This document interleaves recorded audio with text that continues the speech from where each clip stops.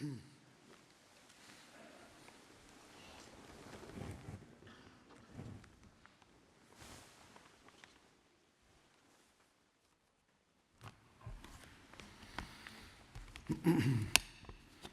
अलैकुम रहमतुल्लाह।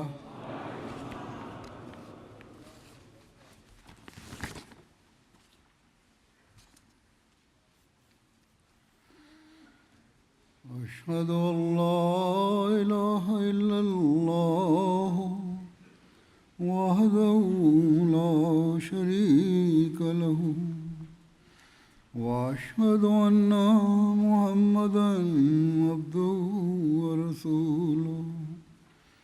अम्मा बादु फ़अऊज़ु बिल्लाहि मिनश्शैतानिर रजीम। बिस्मिल्लाहिर रहमानिर रहीम। अल्हम्दुलिल्लाहि रब्बिल आलमीन अर्रहमानिर रहीम मालिकि यौमिद्दीन। इय्याका नअबुदु व इय्याका नस्तईन। इहदिनस सिरातल मुस्तक़ीम सिरातल लज़ीना अनअमता अलैहिम गैरिल मग़ज़ूबि अलैहिम वलद्दाल्लीन।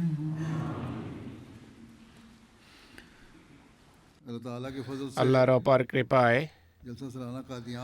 কাদিয়ানের জলসা সালানা সমাপ্তির দ্বার প্রান্তে হযরত মসিহ মাউদ আলাইহিস সালাতু ওয়াস সালাম এই জলসা সম্পর্কে বলেছেন যে এটি এমন একটি বিষয় যার ভিত্তি সত্যের নিখাদ সমর্থন এবং ইসলামের শ্রেষ্ঠত্ব প্রচারের উপর প্রতিষ্ঠিত। তাই এটি কোনো সাধারণ সভা নয়। তিনি বলছেন এই জলসার ভিত্তিপ্রস্তর আল্লাহ তাআলা নিজ হাতে স্থাপন করেছেন এবং এর জন্য এমন সব জাতি প্রস্তুত করেছেন যারা শীঘ্রই এতে এসে মিলিত হবে। আমরা দেখছি আজ যে পৃথিবীর সর্বত্র সেই কথা অনুসারে জলসা অনুষ্ঠিত হচ্ছে। বিভিন্ন জাতি এতে অংশগ্রহণ করছে, যেমনটি মসিহ মাউদ ইসলাম বলেছিলেন। কাদিয়ানের সেই জনপদ যাকে কেউ চিনত না, জানত না, আর সেখানে বিভিন্ন দেশের মানুষ এবং বিভিন্ন জাতিগোষ্ঠীর লোকেরা এতে উপস্থিত আছে। প্রাপ্ত তথ্য অনুসারে এখন সেখানে ৩৭টি দেশের প্রতিনিধিত্ব হচ্ছে। এটি একথার প্রমাণ বহন করে যে এই জলসার পিছনে রয়েছে আল্লাহর বিশেষ সাহায্য এবং সমর্থন। তবে আমাদের এটিও একসাথে মনে রাখতে হবে যে এর কল্যাণ থেকে কেবল প্রত্যেক সে ব্যক্তি উপকৃত হবে যে হযরত মসিহ মাউদের সাথে কৃত নিজের বয়াতের অঙ্গীকারের উপর অটল থাকবে, যারা নিজেদের আধ্যাত্মিক এবং চারিত্রিক উন্নতির দিকে মনোযোগ নিবদ্ধ করে না, তারা এর কল্যাণ রাজি থেকে অংশ পাবে না। হযরত মসিহ মাউদ আলাইহিস সালাতু ওয়াস সালাম আমাদের কাছ থেকে বয়াতের যে অঙ্গীকার নিয়েছেন, প্রতিটি আহমদের উচিত সারাক্ষণ বয়াতের শর্তগুলো মনে রাখা, সেই স্মৃতির মন্থন করা, আর বিশেষ করে জলসায় অংশগ্রহণ করে এদিকে বিশেষ মনোযোগ দেওয়া উচিত। তবেই আমরা তার দোয়ার উত্তরাধিকারী হতে পারবো, কারণ তিনি জলসায় অংশগ্রহণকারীদের জন্য অনেক দোয়া করেছেন, আর তাদের জন্য করেছেন যারা নিষ্ঠাবান। আপনারা এখানে আলেমদের কাছ থেকে অনেক জ্ঞান গর্ভ এবং ধর্মীয় বিষয়ের উপর বক্তৃতা শুনেছেন।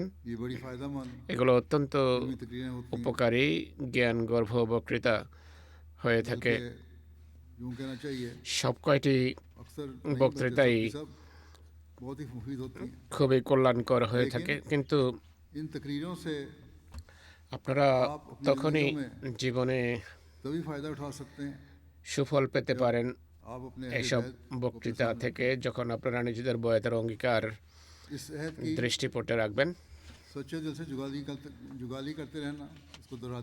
সেই অঙ্গীকার সবসময় দৃষ্টিপটে রাখা স্মরণ করা প্রত্যেক আহমদের দায়িত্ব। কিছুদিন পর মানুষ ভুলে যায় যে তারা কিসের উপর বা কোন শর্তে বয়াত করেছিল এবং আমাদের আহমদিয়ার উদ্দেশ্য কি তা তারা ভুলে যায়। যখন আমরা আমাদের এই উদ্দেশ্য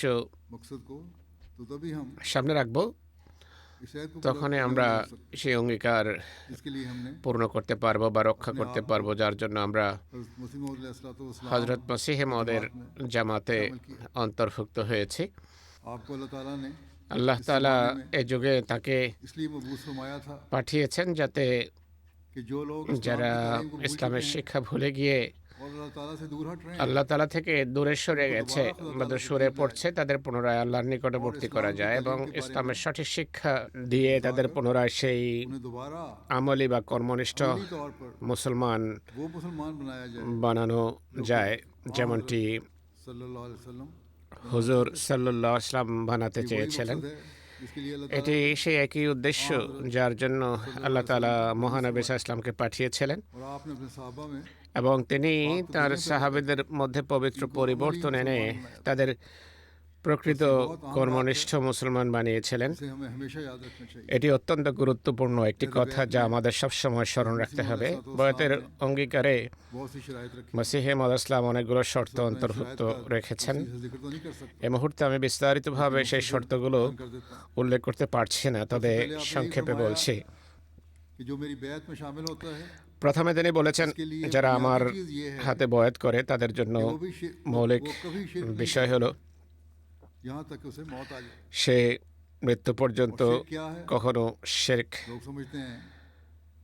সাব্যস্ত করবে না, অর্থাৎ আল্লাহর অংশীদার সাব্যস্ত করবে না। শিরক কি? মানুষ মনে করে আমরা তো কখনো মূর্তি পূজা করিনি, কারোর সামনে সেজদা করিনি, তাই আমরা মুশরিক নই। কিন্তু হযরত মসিহ মাউদ আলাইহিস সালাতু ওয়াস সালাম শিরকের যে সংজ্ঞা উপস্থাপন করেছেন তা আমাদের সবসময় সামনে রাখা উচিত। তিনি বলেন তাওহীদ বা একত্ববাদ কেবল মুখে লা ইলাহা ইল্লাল্লাহ বলার নাম নয়, অথচ হৃদয়ে হাজারো মূর্তি জমা থাকবে, বরং যে ব্যক্তি নিজের কোনো কাজ, চাতুরি, কৌশল বা ফন্দি ফিকিরকে আল্লাহর মতো মর্যাদা দেয় অথবা কোনো মানুষের উপর আল্লাহর মতো ভরসা করে অথবা নিজের নফসের এমন মাহাত্ম্য অন্তরে পোষণ করে যা আল্লাহকে দেওয়া উচিত, আল্লাহর দৃষ্টিতে সে ব্যক্তি মূর্তি পূজারী।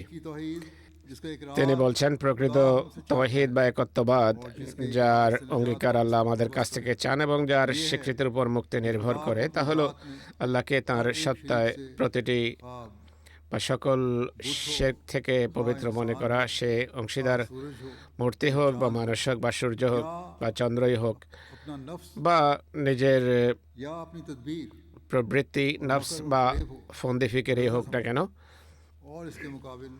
আর অপরদিকে আল্লাহর বিপরীতে অন্য কাউকে সর্বশক্তিমান মনে না করা। অর্থাৎ এটি সবসময় মনে রাখা যে অন্য কারো কোনো ক্ষমতা নেই আল্লাহর বিরুদ্ধে।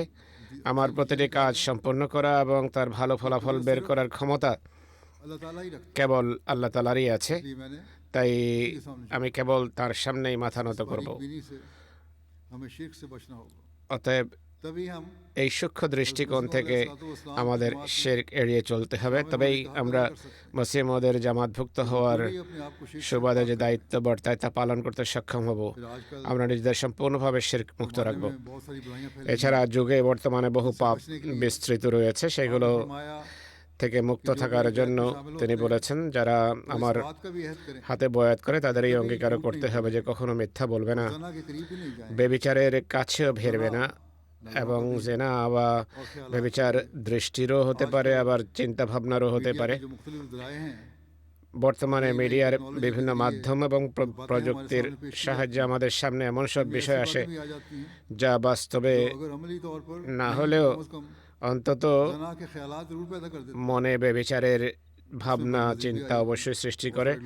কুনজরও এর অন্তর্ভুক্ত। এই বিষয়ে অনেকে আমাকে লেখে, তাই তিনি বলছেন যে এটি থেকেও हर किस्म के फिस्क व फुजूर, বেঁচে চলার চেষ্টা করতে হবে সব ধরনের পাপাচার, জুলম, फसाद আমানতের খেয়ানত, ফাসাদ এবং অবাধ্যতার পথ থেকে দূরে থাকতে হবে। এই হলো আমার হাতে इंसानी जोशों से বয়াতের কারণ ন্যস্ত দায়িত্ব পালন করা। নিজের নফসের আবেগের কাছে পরাজিত হওয়া যাবে না, বরং সেগুলো এড়িয়ে চলতে হবে। যদি তোমরা সেগুলো এড়িয়ে চলো, সেগুলো থেকে বেঁচে থাকবে, তবেই আমার বয়াতের হক আদায় হবে। এরপর তিনি বলেছেন, যদি আমার হাতে বয়াতের বন্ধনে আবদ্ধ হও, তবে আল্লাহ এবং তার রসুলের নির্দেশ অনুযায়ী 5 বেলার নামাজ আদায় করতে হবে, তাহাজ্জুদের নামাজ পড়ারও চেষ্টা করতে হবে, মহানবী সাল্লাল্লাহু আলাইহি ওয়াসাল্লামের প্রতি দরুদও পাঠ করতে হবে, নিজের পাপের ক্ষমা চাইতে হবে, নিয়মিত ইস্তেগফারও করতে হবে, আল্লাহর অনুগ্রহ রাজি হৃদয়ের গভীর থেকে স্মরণ করতে হবে, আর তার প্রশংসা করাকে নিজের নিত্যনৈমিত্তিক অভ্যাসে পরিণত করতে হবে। মানুষ জিজ্ঞেস করে আল্লাহর নৈকট্য কিভাবে লাভ হয় বা নৈকট্য লাভ কিভাবে করা যায়। আল্লাহর নৈকট্য সেভাবেই লাভ করা সম্ভব যেভাবে তিনি বলেছেন এবং আমাদের কাছ থেকে অঙ্গীকার নিয়েছেন যে আমার বয়াতকারী যেন এই অঙ্গীকার করে যে সে আল্লাহর অনুগ্রহ রাজি স্মরণ করবে এবং তার প্রশংসায় রত থাকবে। যদি এইভাবে প্রশংসা করো এবং তার অনুগ্রহ রাজি স্মরণ করো, তাহলে আল্লাহর নৈকট্য আপনা আপনি লাভ হবে। অতএব এটি সেই মৌলিক বিষয় যা আমাদের স্মরণ রাখা উচিত। এরপর তিনি বলেছেন, যদি আমার সাথে বয়াতের অঙ্গীকারই করে থাকো, তবে এটিও স্মরণ রাখবে যে সার্বিকভাবে সাধারণ মানুষের উপর এবং বিশেষ করে মুসলমানদের নিজেদের প্রবৃত্তির আবেগের বশবর্তী হয়ে কখনো কোনো প্রকার অন্যায় কষ্ট দেবে না, মুখেও নয়, হাতেও নয় এবং অন্য কোনো উপায়েও নয়। এরপর তিনি এটিও বলেছেন যে যদি তোমরা আমার সাথে সম্পৃক্ত হয়ে থাকো এবং আমার হাতে বয়াত করে থাকো, স্মরণ রেখো সর্বাবস্থায়, তা দুঃখের সময় হোক বা আনন্দের, অভাবের সময় হোক বা সচ্ছলতার নেয়ামত লাভ করছো বা অন্য কোনো বলা মুসিবত আসছে, সর্বাবস্থায় আল্লাহ তাআলার সাথে বিশ্বস্ততা বজায় রাখতে হবে এবং আল্লাহ তাআলার সিদ্ধান্তে সন্তুষ্ট থাকতে হবে। এই শর্তে আমরা বয়াত করি এবং আল্লাহ তাআলার অনুগ্রহে লক্ষ লক্ষ মানুষ জামাতভুক্ত হচ্ছে। যারা জন্মগত আহমদী, তাদের পূর্বসূরীরা বয়াত করেছিলেন এবং এই বয়াতের অঙ্গীকারী আমরা প্রত্যেক বছর নবায়ন করি যে আমরা এসব কিছু করব। বয়াতের শর্তাবলীতে যা লেখা আছে তা আমরা পালন করব, কিন্তু অনেক সময় আমাদের সামনে বয়াতের শর্তগুলো থাকে না, যদিও এ নিয়ে একটি বইও রচিত হয়েছে। তাই সব আহমদীর এই শর্তগুলো সামনে রাখা উচিত আর কখনো কখনো তা দেখা উচিত।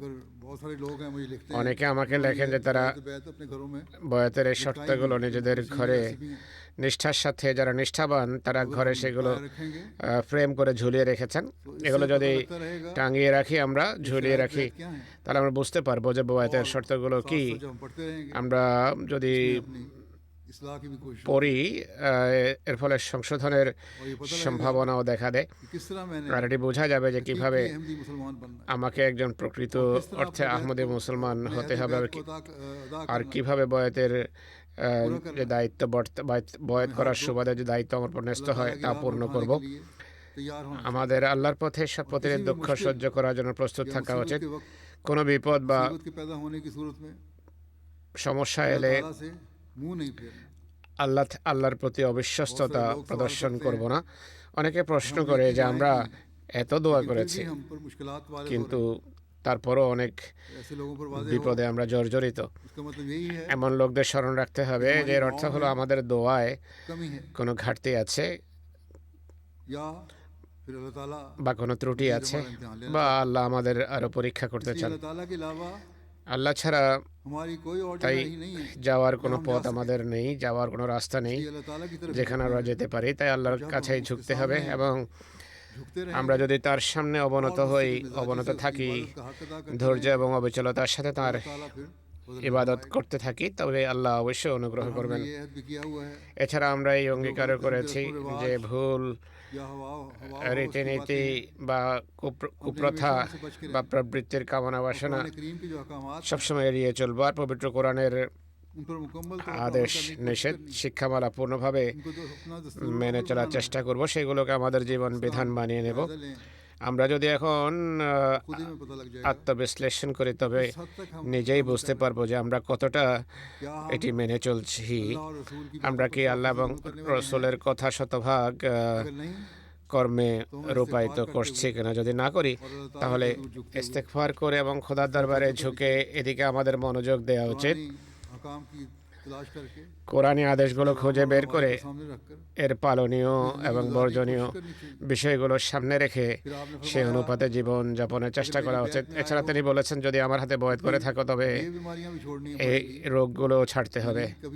অর্থাৎ কখনো অহংকার করা যাবে না। অহংকারের ব্যাধি সাথে সম্পর্ক ছিন্ন করো, গর্ব উদ্ধতভাব ত্যাগ করো এবং সেসব পূর্ণ অর্থাৎ সততা, বিনয়, নম্রতা এগুলো অবলম্বন করতে হবে। বিনয় এবং দীনতার সাথে জীবন কাটানোর অঙ্গীকার করতে হবে, তবেই তোমরা প্রকৃত অর্থে আহমদী হতে পারবে। তাই এই বিষয়টি আমাদের সামনে রাখতে হবে এবং এর পর্যালোচনা করতে হবে, বিশ্লেষণ করতে হবে যে আমাদের মাঝে এগুলো কতটা বিদ্যমান, আমরা কতটা এতে লিপ্ত আছি। এছাড়া যদি আমার জামাতভুক্ত হও, আমার হাতে বয়াত করে থাকো, তবে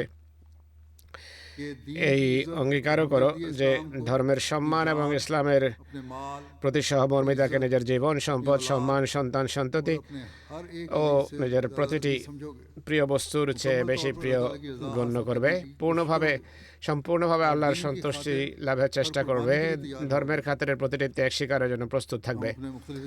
আমরা আমাদের বিভিন্ন ইজতেমায় এবং সম্মেলনে এই অঙ্গীকার পুনরাবৃত্তি করি, কিন্তু এই অঙ্গীকার কেবল পড়ার জন্য নয়, মুখে বলার জন্য নয়, বরং একে সামনে রাখতে হবে এবং এই অনুসারে চলারও চেষ্টা করতে হবে। তিনি আরো বলে, এটি স্মরণ রেখো যে আমার হাতে বয়াতের কারণে যে দায়িত্ব ন্যস্ত হয় তা তবেই পালন করতে সক্ষম হবে যদি আল্লাহ সৃষ্টির প্রতি তোমরা সহানুভূতিশীল হও। সহানুভূতি কেবল আল্লাহ সন্তুষ্টির জন্যই প্রদর্শন করতে হবে। তোমাদের যতটুকু সামর্থ্য আছে, আল্লাহ তোমাদের যে শক্তি ও নেয়ামত দিয়েছেন তা দিয়ে মানব জাতির কল্যাণ সাধন করো। এর জন্য আর্থিক কোরবানিও করতে হবে, সময়ের ত্যাগ স্বীকারও করতে হবে এবং অন্য উপায়েও সাহায্য করার চেষ্টা করতে হবে। সুতরাং যেভাবে মানুষ অন্যের এবং আল্লাহ সৃষ্টি সেবা করতে পারে তার সেভাবে করা উচিত।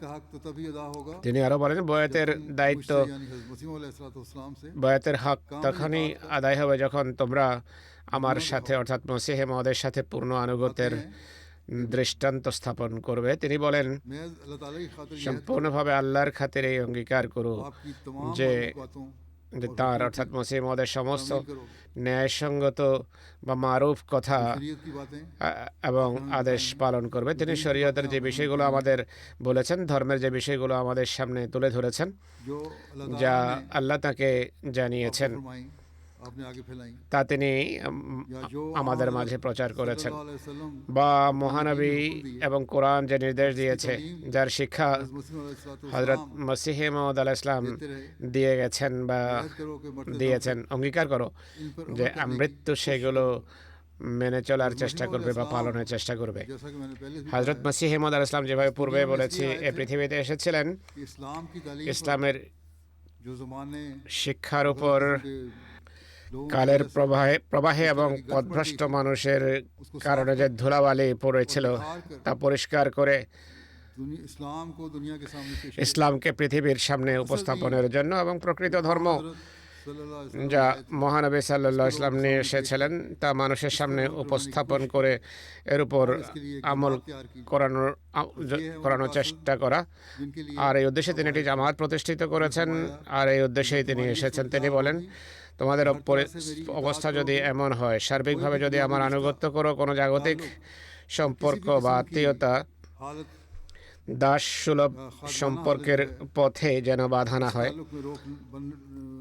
যদি বাধা না হয়, যদি বাদ সাধতে না পারে, তবেই তোমরা বয়াতের হক আদায় করতে সক্ষম হবে। এটি অত্যন্ত গুরুত্বপূর্ণ কথা যা আমাদের সবসময় স্মরণ রাখা উচিত।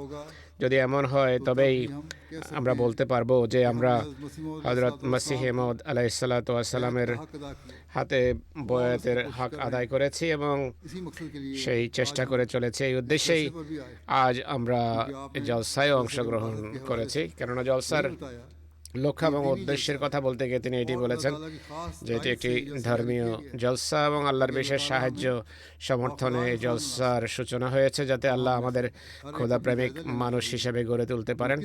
এখন আমাদের প্রত্যেকের উচিত নিজেকে পর্যালোচনা করা যে সে কতটুকু এই কথাগুলোর উপর আমল করছে। আজ এমটি এর মাধ্যমে সেসব লোক জলসায় অংশগ্রহণ করছে যারা কাদিয়ানে নেই, কিন্তু অন্য অনেক দেশে যেখানে জলসা হচ্ছে তারা অংশগ্রহণ করছে। এই মুহূর্তে আমার সামনেও হাজার হাজার মানুষ বসে আছে। সেসব দেশের স্থানীয় আহমদীগণও এই শর্ত সাপেক্ষে বয়াত করেছেন, তাই তাদের ওই কথাগুলো সবসময় সামনে রাখা উচিত।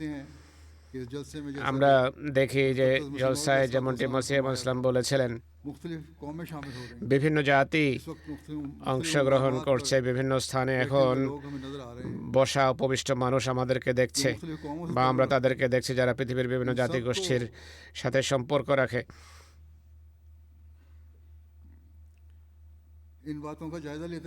তাদের সবাইকে এই বিষয়গুলো পর্যালোচনা করা উচিত, খতিয়ে দেখা উচিত।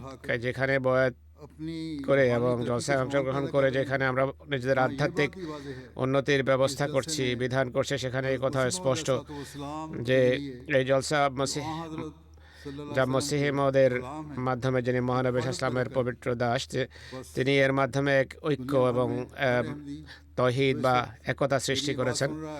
অতএব সারা পৃথিবীর আহমদে যে এখন আমার এই কথাগুলো শুনছে তার সবসময় স্মরণ রাখা উচিত যে আমাদের আধ্যাত্মিক উন্নতি এবং বয়াতের অঙ্গীকার রক্ষার জন্য সর্বাত্মক চেষ্টা করতে গিয়ে এই কথাগুলো সামনে রাখতে হবে, এগুলোর উপর আমল করার যথাযথ চেষ্টা করতে হবে।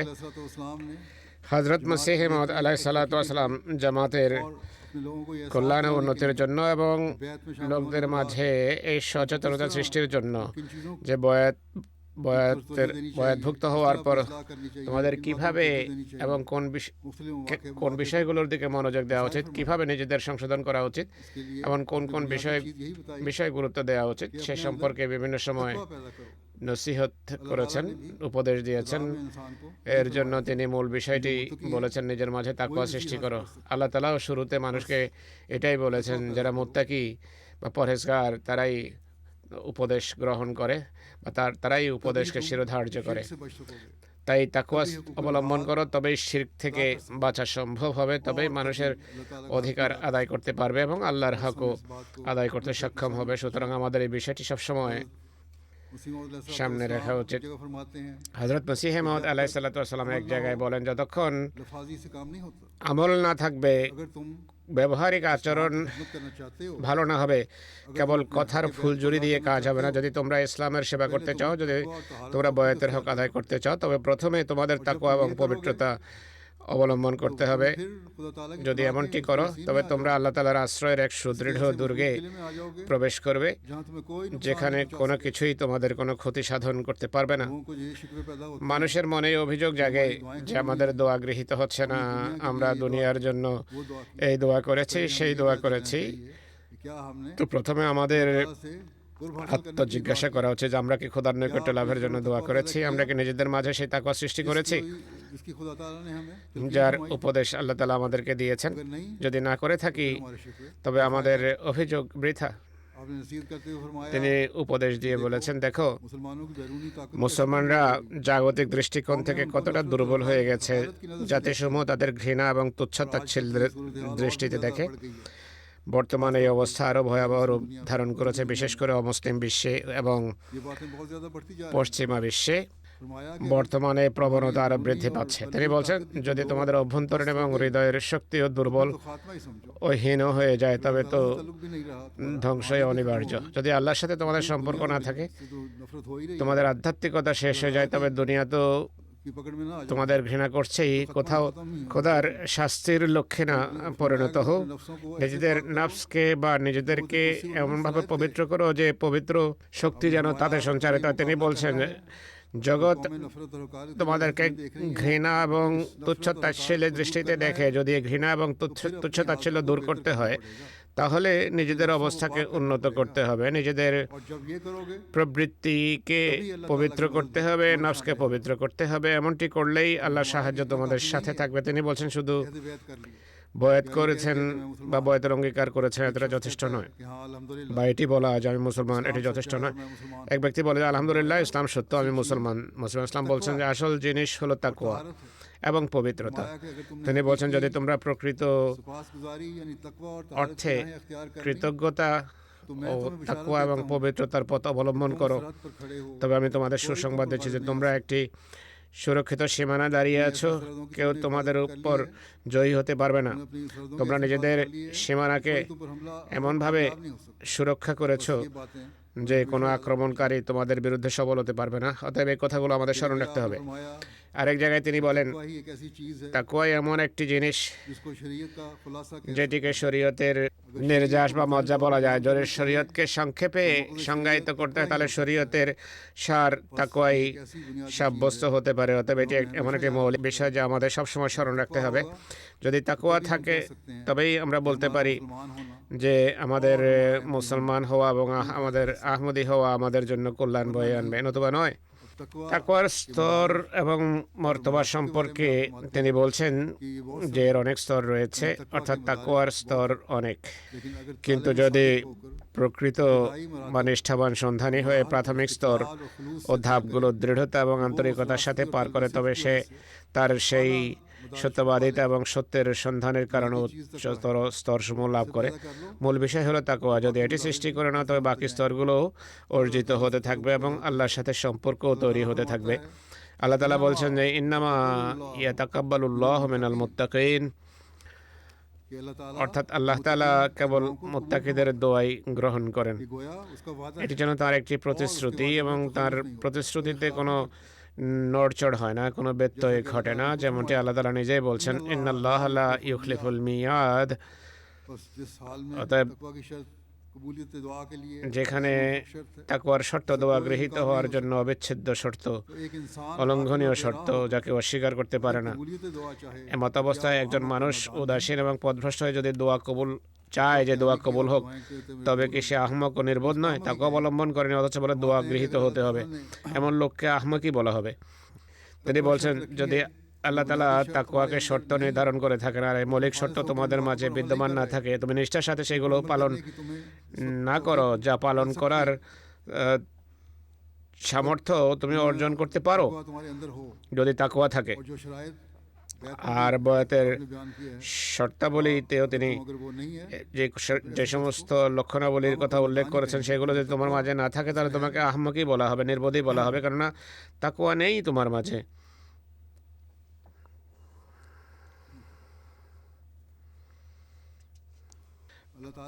দোয়া গৃহীত হওয়ার শর্তগুলো এক ব্যক্তি তো পূরণ করে না, কিন্তু আল্লাহ তাআলার কাছে সে অভিযোগ করে যে আমার দোয়া কবুল হচ্ছে না বা আল্লাহর সাথে আমার সম্পর্ক গড়ে উঠছে না। তিনি বলছেন আমাদের জামাতের জন্য আবশ্যক হলো যথাসম্ভব তাদের সবাই যেন তাকওয়ার পথে পদচারণা করে, যেন দোয়া গৃহীত হওয়ার স্বাদ পায় আর ঈমান তাদের বৃদ্ধি পায়। অন্যত্র তিনি বলছেন আমি আমার জামাতকে সম্বোধন করে বলছি যদি কোনো কিছুর প্রয়োজন থাকে তবে সেটি হলো সৎকর্ম। আল্লাহর দরবারে যদি কিছু যাওয়ার যোগ্য হয় তাহলে এই সৎকর্মই যেতে পারে। ইলাইহি ইয়াসআদুল কালিমুত তাইয়্যিব,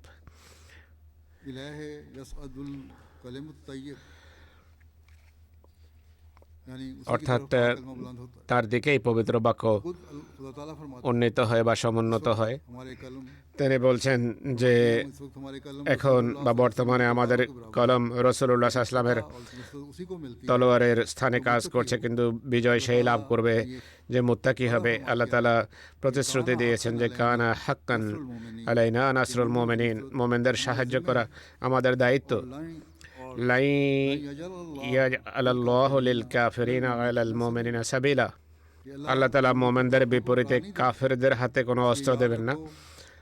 তাই স্মরণ রেখো তোমাদের জয় বা তোমাদের বিজয় তাকওয়ার মাধ্যমে আসবে। যদি বিজয়ী না হও তাহলে এর অর্থ হলো তাকওয়া নেই, সত্যিকার মুমিন নও। যদি তাকওয়া থাকে তোমরা সফল হবে। এই যে অভিযোগ করা যে পরিস্থিতি প্রতিকূল, অমুক জায়গায় সংকট রয়েছে, স্পষ্ট হওয়া উচিত। এসব কষ্ট দূর করার জন্য আবশ্যক হলো আমাদের নিজেদের মাঝে তাকওয়া সৃষ্টি করা এবং আল্লাহর সাথে একটা বিশেষ সম্পর্ক গড়ে তোলা, আর সূক্ষ্মভাবে এটি নিয়ে ভাবা চিন্তা করা যে আমাদের কোনো আচরণ, কোনো আমল, কোনো চিন্তা চেতনাতে যেন কোনো প্রকার শিরক না থাকে, কোনো ধরনের লুক্কায়িত শিরক যেন না থাকে। অতএব এটি অত্যন্ত গুরুত্বপূর্ণ একটি কথা, যার নসিহত তিনি বারবার করেছে। এদিকে আমাদের সবসময় মনোযোগ দিতে নিবদ্ধ রাখা উচিত। একইভাবে বয়াত সম্পর্কে তিনি বলছেন যে কেবল বয়াত করাই যথেষ্ট নয়, বরং তাকওয়া আবশ্যক। যদি আমরা কেবল বড় বড় কথাই বলি, স্মরণ রেখো কোনো লাভ নেই। জয়ের জন্য, বিজয়ের জন্য আবশ্যক হলো তাকওয়া অবলম্বন করা। যদি জয় চাও তবে মুত্তাকি হয়ে যাও, খোদাভীরু হয়ে যাও। তিনি দৃষ্টি আকর্ষণ করেছেন যে গুরুত্বপূর্ণ বিষয় হলো আমরা যেন আমাদের চরিত্র ও কর্মে উন্নতি করি এবং তাকওয়া অবলম্বন করি, যেন আল্লাহ তাআলার পক্ষ থেকে সাহায্য এবং ভালোবাসার কল্যাণ রাজি আমাদের লাভ হয়। এরপর আল্লাহ সাহায্য নিয়ে আমাদের কর্তব্য এবং আমাদের প্রত্যেকের জন্য যা যা সম্ভব সেসব আক্রমণের উত্তর দেওয়ার ক্ষেত্রে ত্রুটি না করা। তবে সবসময় স্মরণ রাখতে হবে যে এতে নিজের কোনো অহমিকা যেন না থাকে। এখানে যারা তবলিগকারী আছেন তাদেরও আমি নসিহত করছি, আগেও খুতবায় বলেছি যে যারা নিজের অহমিকা প্রকাশ করতে আরম্ভ করে, তিনি বলছেন জবাব দেওয়ার সময় নিয়ত হওয়া উচিত আল্লাহ তাআলার মহিমা প্রকাশ করা। যেখানে বিরোধীর মোকাবেলায় নিজের যুক্তি প্রমাণ উপস্থাপন করতে হবে বা জবাব দিতে হবে, সেখানে মূল উদ্দেশ্য হওয়া উচিত যেন খোদার মহিমা প্রকাশ পায়। তিনি আরো বলছেন যে দেখো, তাকওয়া অবলম্বন করো যেন তোমরা সেই বয়াতের কারণে যে দায়িত্ব তোমাদের উপর বর্তায় তা যেন আদায় করতে পারো। অর্থাৎ আমার যে উদ্দেশ্যগুলো আছে সেগুলো পূরণকারী যেন হতে পারো। তিনি বলছেন নামাজে বিনয় অবলম্বন করো, তাহাজ্জুদের অভ্যাস গড়ে তোলো, তাহাজ্জুদে কেঁদে কেঁদে দোয়া করো, কেননা আল্লাহ তাআলা কাকুতি মিনতিকারীদের, ক্রন্দনকারীদের, তাকওয়া অবলম্বনকারীদেরকে ধ্বংস করেন না। তিনি বলছেন যে জামাত মুত্তাকি হয়ে যায় এবং নামাজে কাকুতি মিনতির সাথে দোয়া করে, তবেই সফলতা লাভ হবে। এখানেও কিছু লোক আমার সাথে দেখা করে, বাইরে থেকেও আসে, পাকিস্তান থেকেও কেউ কেউ এসে বলে যে আমরা অনেক দোয়া করেছি, অনেক দোয়া করি। আমি তাদের কতককে বলি যে হয়তো আপনারা দোয়া করে থাকেন বা করেন, কিন্তু এখনো সেই মান অর্জিত হয়নি যা হওয়া উচিত। সেই মানকে আরও উন্নত করতে হবে। একইভাবে পৃথিবীর অন্যাংশেও যদি আল্লাহ তাআলার কৃপাভাজন হতে হয় তাহলে আমাদের মান অনেক উন্নত করতে হবে। তিনি বলছেন জামাতকে মুত্তাকি হতে হবে, এজন্য নামাজে একাগ্রতা এবং বিনয়ের অভ্যাস সৃষ্টি করো, কাকুতি মিনতির সাথে নামাজ পড়ো। লেখকরা লেখেন এবং বর্ণনা করেন যে একদিন খুব বেদনার সাথে মসিহ ইসলাম বলছেন যে সংশোধন করো, আত্মসংশোধন করো, তাকওয়া সৃষ্টি করো, এমন যেন না হয় যে তোমরা আমার পথে বাধা হয়ে দাঁড়াবে। এর মধ্যে তার এই উক্তিতে অনেক বেদনা ছিল। তিনি বলছেন যদি আমার হাতে বয়াত করে থাকো তাহলে নিজেদের সংশোধন করো এবং আল্লাহর সাথে সম্পর্ক দৃঢ় করার চেষ্টা করো, ব্যাকুলতা সৃষ্টি করো। আল্লাহ যে কথাগুলো বলছেন সেগুলোর উপর আমল করার চেষ্টা করা, এমন যেন না হয় যে উদ্দেশ্যে আমি এসেছি, যে মিশন বাস্তবায়নের জন্য আমি এসেছি, তা লাভের পথে কোথাও বাধা না হয়ে দাঁড়াও। ভালোভাবে স্মরণ রেখো যে আল্লাহ তাআলাকে ছেড়ে দোয়া এবং কৌশলের উপর ভরসা করা চরম বোকামি। নিজের জীবনে এমন পরিবর্তন আনয়ন করো যেন সেটিকে একটা নতুন জীবন মনে হয়। বয়াতের সার্থকতা তখনই যখন আমরা নিজেদের জীবনে একটি পবিত্র পরিবর্তন আনয়ন করব। একটি এমন নতুন জীবন এবং পরিবর্তন আনয়ন করুন যা স্পষ্ট হবে এবং দৃশ্যমান হবে। তিনি বলছেন অনেক বেশি ইস্তেগফার করো। যারা দুনিয়াবি কাজের ব্যস্ততার কারণে সময় পায় না, অর্থাৎ যারা দুনিয়ার ধান্দা এবং কাজে মগ্ন থাকে আর ইস্তেগফার এবং ধর্মের দিকে মনোযোগ দেওয়ার সময় হয় না, তাদের সবচেয়ে বেশি ভয় হওয়া উচিত। তিনি বলছেন এই যারা দুনিয়ায় মগ্ন তাদের সবচেয়ে বেশি ভয় করা উচিত। চাকরিজীবী লোকদের বেশিরভাগ আল্লাহর নির্ধারিত ফরজ কাজগুলো ছুটে যায়, তারা তা আদায় করে না। অনন্য পায় হয়ে জোহর, আসর এবং মাগরিব এশার নামাজ জমা করা বৈধ, কিন্তু এটি অভ্যাস হওয়া উচিত নয়। এই কথা বলা যে আমি ভুলে গেছি আর নামাজ পড়িনি, এটি ভুল পদ্ধতি। এটি থেকে প্রত্যেক আহমদের বিরত থাকা উচিত। অনেক মানুষ নামাজের প্রতি মনোযোগ দেয় না। अब जलसे पर आए हैं জলসায় এসেছেন, तो 3 दिन তো 3 দিন জলসা চলাকালে ऐसे हो रहे हैं যে স্থানে জলসা হচ্ছে নামাজ এবং তাহাজ্জুদের প্রতি তারা মনোযোগ দিয়ে থাকবেন। রিপোর্টে এমনই আসছে, কিন্তু যখন বাড়ি ফিরে যান वो बाकायदगी नहीं रहती। সেই নিয়মিত ভাব আর থাকে না যা হওয়া উচিত।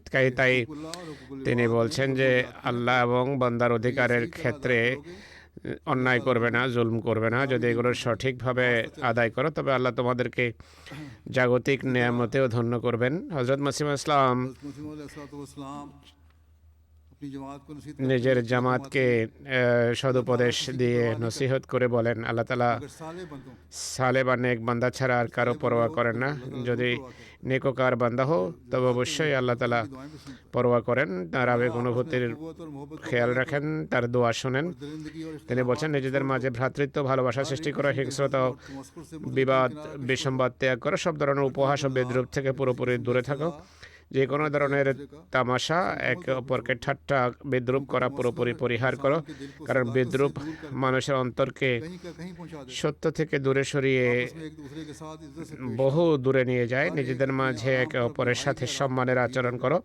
প্রত্যেকে নিজের আরামের উপর নিজের ভাইয়ের আরামকে প্রাধান্য দেওয়া উচিত। की इताअत में वापस आ আল্লাহর সাথে সত্যিকার অর্থে মীমাংসা করো, সত্যিকার অর্থে তার আনুগত্যের গণ্ডিতে প্রবেশ করো।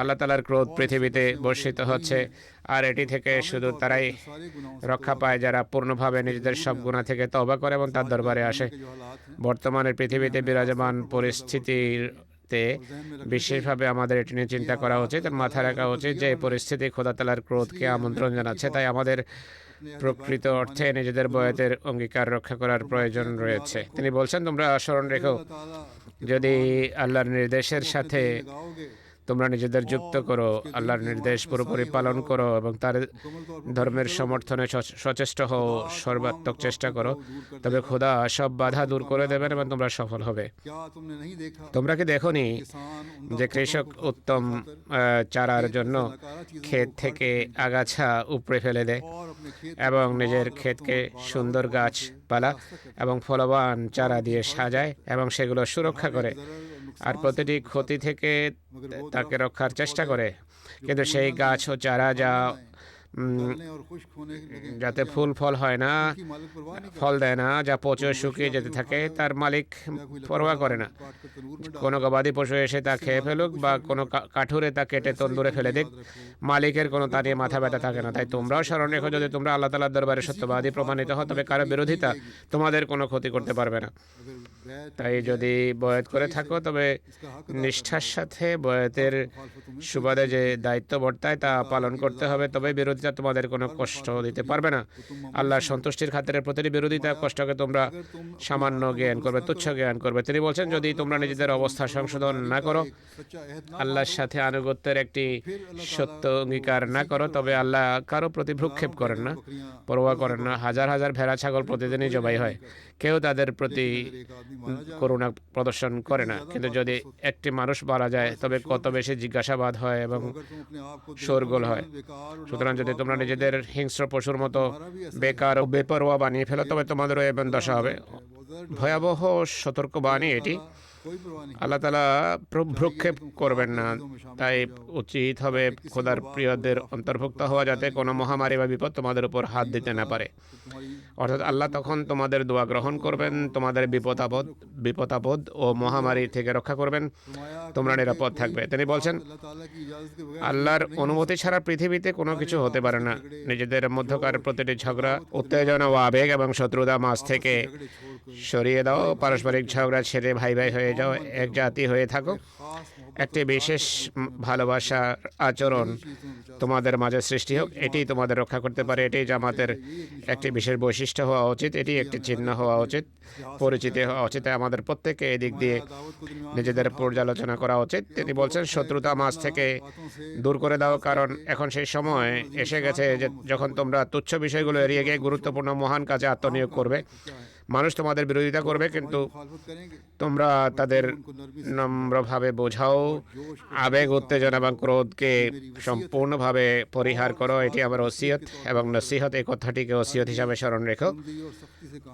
কখনো উগ্রতা বা কঠোরতা প্রদর্শন করবে না, বরং নম্রতা, ধীরতা এবং শিষ্টাচারের সাথে প্রত্যেককে বোঝাও। গভীর বেদনার সাথে নসিহত করেছেন। আরেক জায়গায় হৃদয়ের গভীর ব্যথা বেদনার কথা উল্লেখ করে নিজের একটি এলহাম উল্লেখ করেছেন, যা 22 জুন 1889 সনের।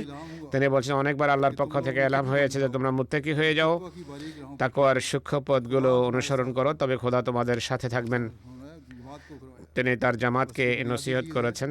এটাই হলো মূল বিষয় যে আল্লাহ তাআলা তাকে জানিয়েছেন যে নিজের জামাতের মধ্যে তোমরা জামাতের ভিতরে বৈশিষ্ট্য সৃষ্টি করো। তিনি বলছেন যে আমার হৃদয়ে গভীর ব্যথা জাগে যে আমি কি করব যেন আমাদের জামাত সত্যিকার অর্থে তাকওয়া এবং পবিত্রতা অবলম্বন করে। তিনি বলেন, আমি এত দোয়া করি যে দোয়া করতে করতে দুর্বলতা আমাকে গ্রাস করার উপক্রম হয়, অনেক সময় মূর্ছা যাওয়ার মতো মরণাপন্ন অবস্থা হয়ে যায়। এই হলো তার বেদনা, যেন আল্লাহ জামাতের মাঝে এই তাকওয়া সৃষ্টি করেন। এই কথা শুনে আমাদের আত্মজিজ্ঞাসা করা উচিত যে আমরা কতটা তাকওয়ার পথ অনুসরণ করছি, বয়াতের অঙ্গীকার পালন করছি।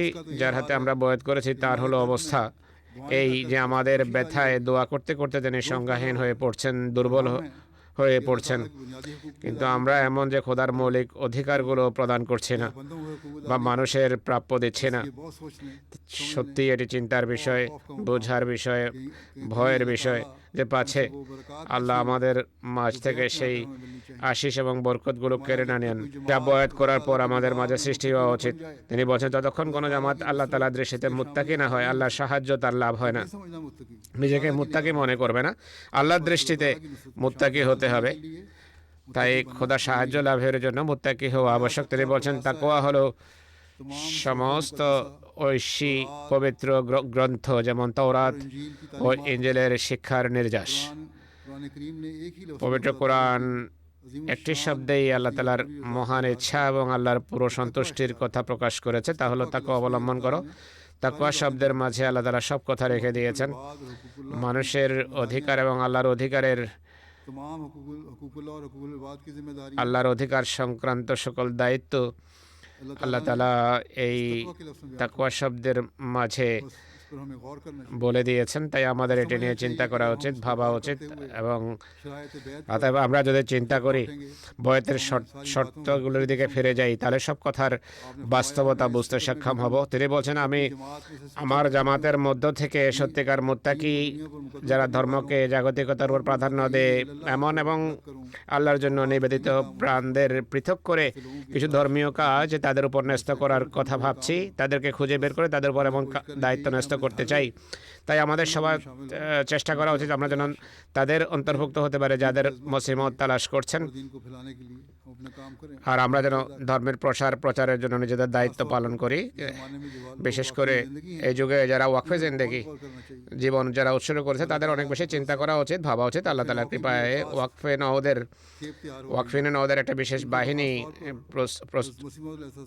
তৈরি হচ্ছে। তাদের তো বিশেষভাবে মসিহ মওদের এই কথাটি স্মরণ রাখা উচিত। মোটের উপর আমি যেমনটি বলেছি, জামাতের প্রতিটি সদস্যের দায়িত্ব হলো তাকওয়ার পথে বিচরণ করা এবং মসিহ মওদের দোয়ার উত্তরাধিকারী হওয়া। তিনি তার অনুসারীদের জন্য একটি দোয়া রেখে গেছেন, দোয়া করেছেন, হে বিশ্ব প্রতিপালক, তোমার অনুগ্রহের কৃতজ্ঞতা প্রকাশের ভাষা আমার নেই। তুমি অত্যন্ত দয়ালু এবং কৃপালু। আমার উপর অসীম অনুগ্রহ রয়েছে। আমার পাপ ক্ষমা করো যাতে আমি ধ্বংস না হয়ে যাই। আমার হৃদয়ে তোমার খাঁটি ভালোবাসা সৃষ্টি করো যাতে আমি জীবন লাভ করি।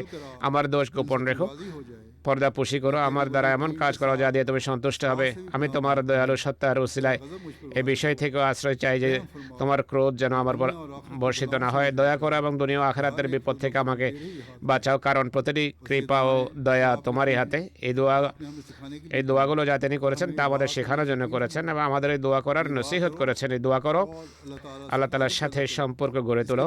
এই জন্য খোদা তাআলার কাছে দোয়া চাও, আল্লাহ তাআলা এই সম্পর্ককে যেন উত্তরোত্তর দৃঢ় করেন। অতএব আমরা যদি এই কথাগুলো মেনে চলি তাহলে ইনশাআল্লাহ আমরা সেই লক্ষ্যগুলো অর্জনে সক্ষম হব যার জন্য মসিহ মওউদ আলাইহিস সালাতু ওয়াস সালাম এসেছিলেন। এবং যা অর্জনের জন্য আমরা তার হাতে বয়াতের অঙ্গীকার করেছি। अगर हमें हज़रत मसीह मौऊद अलैहिस्सलाम की दुआओं का वारिस যদি बनना है, আমাদের মসিহ মওউদের দোয়ার উত্তরাধিকারী হতে হয়, বিশেষ করে সেই দোয়াগুলোর ওয়ারিশ হতে হয় যা তিনি জলসায় অংশগ্রহণকারীদের জন্য করেছেন, তবে আমাদের সবসময় এই কথাগুলো সামনে রাখতে হবে। বয়াতের শর্তগুলো বোঝার এবং বারবার পড়ার জন্য सामने रखें हर वक्त, যেভাবে বলেছে সেগুলো সবসময় সামনে রাখুন नजर पड़ती रहे। বা এমন জায়গায় রাখুন যেখানে বারবার बहुत सारी चीज़ें फ्रेम নজর পড়ে, চোখ পড়ে। মানুষ অনেক কিছু ফ্রেম করে রাখে, যদি এটিও এভাবে সাজিয়ে রাখেন তবে লাভই হবে। আল্লাহ তাআলা আমাদের প্রত্যেককে নিজেদের অবস্থায় পবিত্র পরিবর্তন कोशिश में हो, আনার সামর্থ্য দেবেন। বয়াতের শর্তগুলো পূরণের আমরা চেষ্টায় থাকবো, এটি প্রত্যাশা। এ বিষয়ে হযরত মসিহ মউউদ আলাইহিস সালাম গভীর ব্যথার সাথে অসংখ্য উপদেশ দিয়েছেন। এর কিছু আমি আপনাদের সামনে তুলে ধরলাম। তার की जो नसाए हैं, যে সমস্ত নসিহত রয়েছে, যে দোয়াগুলো তিনি আমাদের জন্য করেছেন, সেগুলোর যদি উত্তরাধিকারী হতে হয় তাহলে আমাদের নিজেদের কর্মে পরিবর্তন আনতে হবে, নিজেদের মাঝে স্পষ্ট পরিবর্তন আনতে হবে। যদি এমনটি করি তবেই আমরা সেই উদ্দেশ্য অর্জনে সফল হব যা বয়াতের লক্ষ্য। আল্লাহ তাআলা আমাদেরকে তৌফিক দান করুন। এখন দোয়ায় যোগ দিন।